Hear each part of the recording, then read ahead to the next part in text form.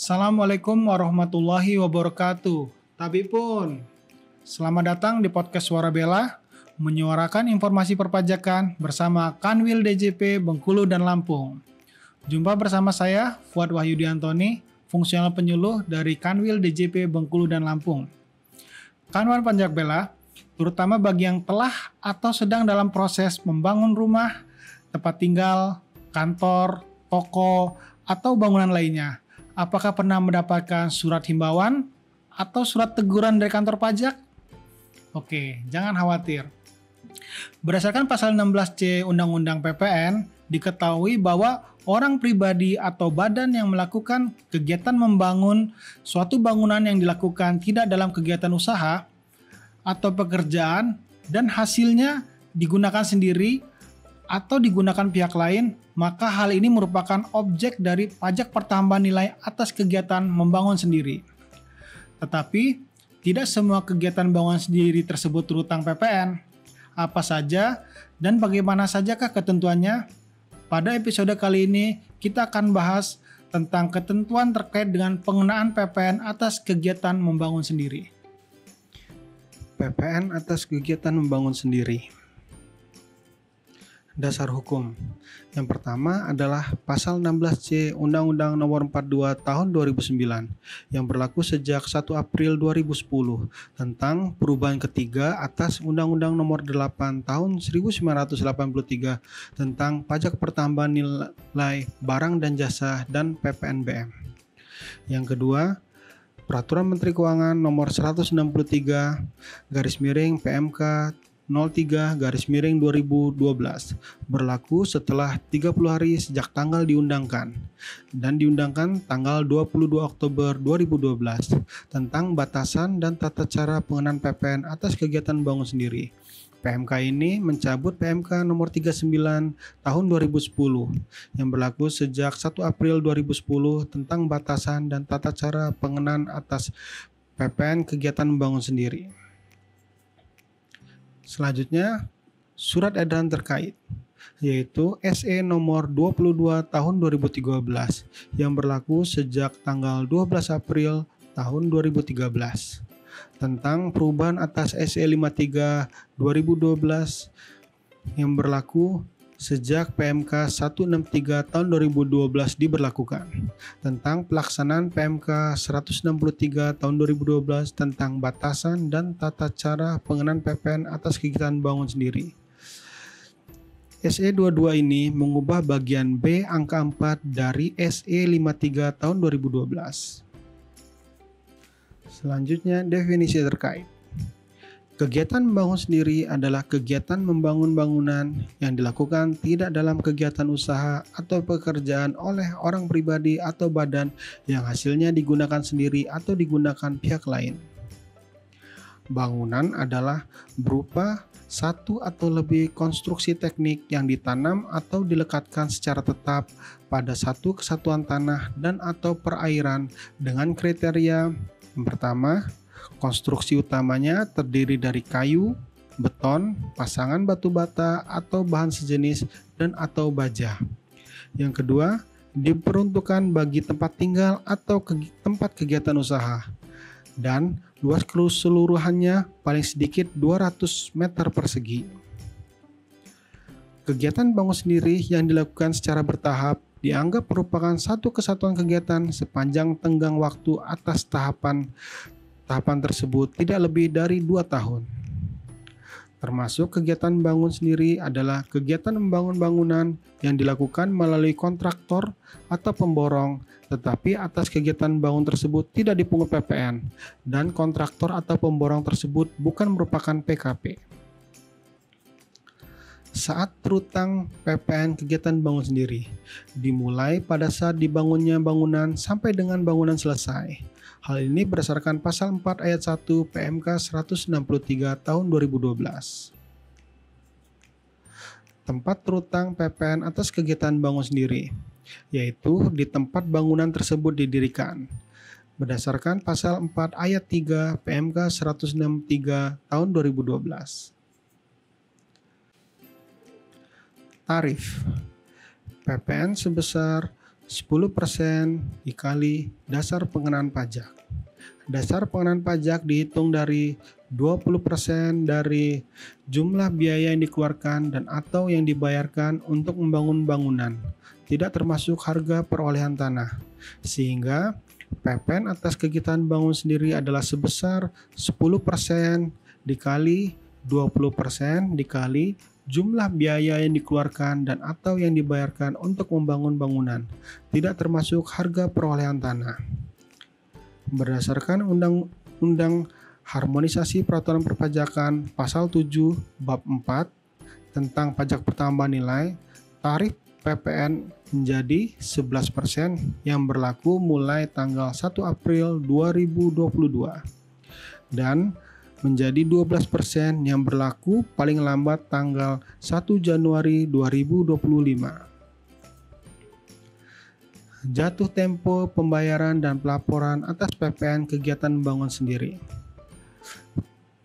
Tanggal bayar jatuh tempo setiap tanggal 15 bulan berikutnya. Sedangkan tanggal lapor jatuh tempo setiap akhir bulan berikutnya. Lebih lanjut tentang pembayaran pajak.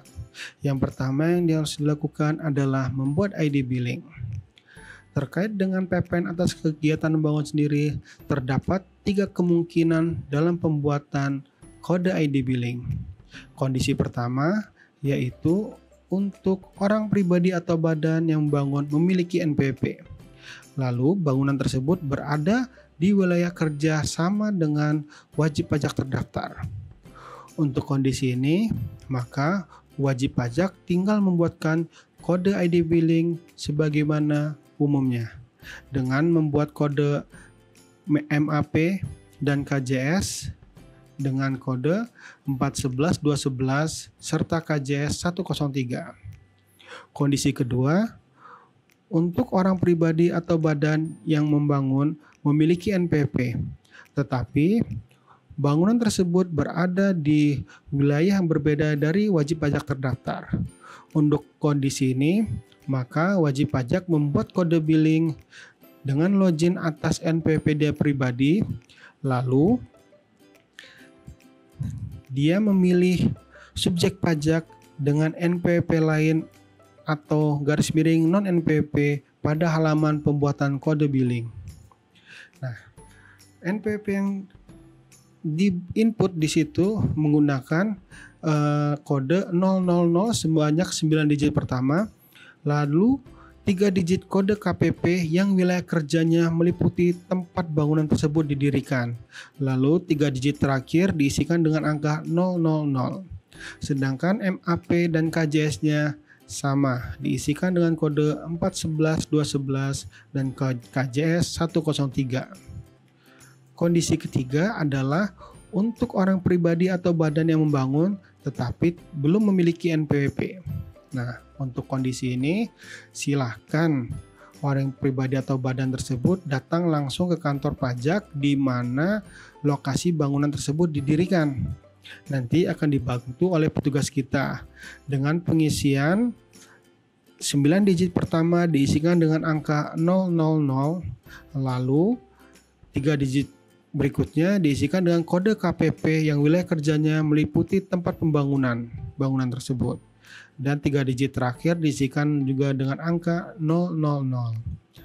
Kode MAP dan KJS yaitu 411211 dan KJS 103.